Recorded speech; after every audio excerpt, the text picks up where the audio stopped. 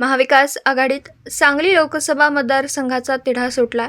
हा मतदारसंघ ठाकरे गटाला सोडण्यात आहे. दरम्यान आता काँग्रेसचे विशाल पाटील बंडखोरी करणार की पैलवान चंद्रहार पाटील यांचा प्रचार करणार अशा चर्चा सुरू झाल्यात. महाविकास आघाडीतील या निर्णयानंतर सांगली काँग्रेसमधील कार्यकर्ते नाराज असल्याची चर्चा सुरू आहे. विशाल पाटील यांच्यासोबत सोशल मीडियावर जोरदार स्टेटस व्हायरल झालेत. आज महाविकास आघाडीने पत्रकार परिषद घेतली. यात सांगलीची जागा ठाकरे गटाकडे कायम असेल असं जाहीर केलं.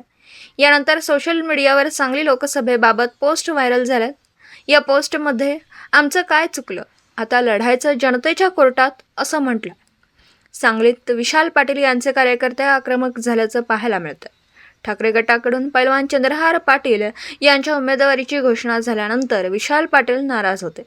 आता महाविकास आघाडीने ही जागा ठाकरे गटाला कायम ठेवल्यानंतर आणखी नाराजी वाढली. उद्या सांगलीतील काँग्रेसच्या पदाधिकाऱ्यांची बैठक होणार आहे. या बैठकीत जो निर्णय घेण्यात येईल तो निर्णय कायम ठेवण्यात येणार आहे. याबाबत सांगली काँग्रेसचे जिल्हाध्यक्ष विक्रम सावंत यांनी प्रतिक्रिया दिली. सावंत म्हणाले, हा झालेला निर्णय दुर्दैवी आहे. आमच्या मेरिटप्रमाणे आम्ही ही जागा मागत होतो. या बैठकीत आम्ही कार्यकर्त्यांचे मत घेणार आहोत. यानंतर आम्ही आमची भूमिका स्पष्ट करणार आहे, असंही सावंत म्हणाले. विशाल पाटील अपक्ष लढवणार की नाही याबाबत आम्ही 2 दिवसात ठरवणार आहे, असंही सावंत यांनी म्हटलं. सांगलीतील ही लोकसभेची निवडणूक आहे, त्यामुळे जिल्ह्यातील काँग्रेस कार्यकर्ते आणि नेते यांचं मत जाणून घेणार आणि यानंतर योग्य तो निर्णय घेणार आहे, असंही सावंत यांनी म्हटलं.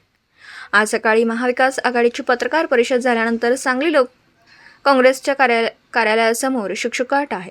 काँग्रेसच्या पदाधिकाऱ्यांची गर्दी झाली आहे.